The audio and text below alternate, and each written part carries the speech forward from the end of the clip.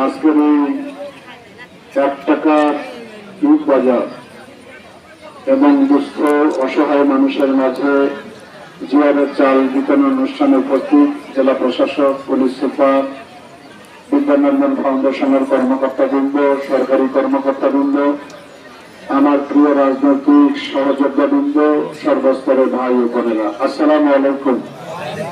কেমন আছেন সবাই? নির্বাচনের পর আমার আসার সুযোগ হয়নি, বেশ কিছুদিন গেছে। মনটা সবসময় পড়ে থাকতো আপনাদের কাছে।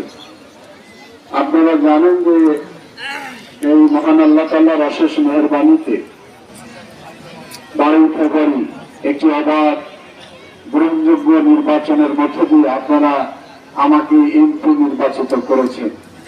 সেজন্য বিশেষ করে রাজপুর, খুনিয়াগাছে সর্বস্তরের মানুষ এবং ভোটারকে আমার পক্ষ থেকে কৃতজ্ঞতা অভিনন্দন জানাচ্ছি। আপনারা সংসদ সদস্য নির্বাচিত করেছেন। দেশের মাননীয় প্রধানমন্ত্রী জনাব তারেক রহমান আপনাদেরকে সম্মানিত করে আমাকে একটি গুরুত্বপূর্ণ মন্ত্রণালয়ের পূর্ণমন্ত্রীর দায়িত্ব দিয়েছেন। সেজন্য ওনাকেও আমার পক্ষ থেকে কৃতজ্ঞতা প্রকাশ করছি। এই সব কাজের জন্য মহান আল্লাহ তাআলার কাছে আমরা শুকরিয়া আদায় করি। সবাই বলে আলহামদুলিল্লাহ। আপনারা জানেন, যত বেশি দায়িত্ব তত বেশি ব্যস্ততা। নিশ্চয় টেলিভিশনে দেখেন যে আজকে ময়মনসিংহ, কালকে চাঁদপুর, পরশুদিন সুনামগঞ্জ, আমাকে ছুটে বেড়াতে হয়। তো নিজের জায়গার জন্য তো মহব্বত বা ভালোবাসাটা সবসময় আলাদা থাকি, যেখানে থাকি না কেন। আমার নেতারা জানে, সবসময় ওদেরকে ফোনে আমি খোঁজ রাখি কেমন আছে আমার এলাকার লোকেরা।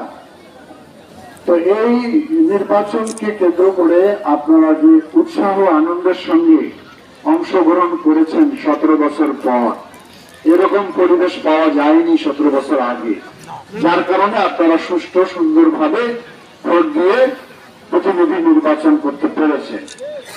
আজকে আসবো, গতকাল আগে দিয়ে আমি ময়মনসিংহে ছিলাম, সেখান থেকে কালকে ফিরে রাত্রে আসতে আমার ছেলে দুজনকে নিয়ে ওদেরকে আমি বললাম, বাবু চলো চরে যাব।